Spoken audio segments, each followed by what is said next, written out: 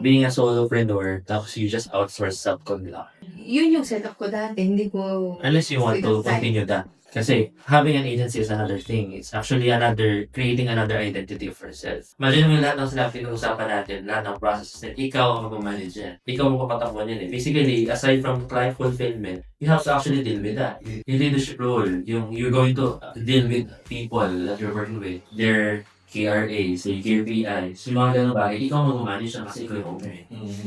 Unless you delegate them as well. Pero again, at the end of the day, ikaw ba rin yan? Kasi you own the agency. So you have to deal with all those things. I'm not discouraging you to create your own agency. Pero ayun nga, with all these things that you have to actually do for it, are you in? And are you willing to do that? Versus, you're willing to actually create money kahit subcon. Mamimit mo naman yung goal mo na to add more money for your cash flow.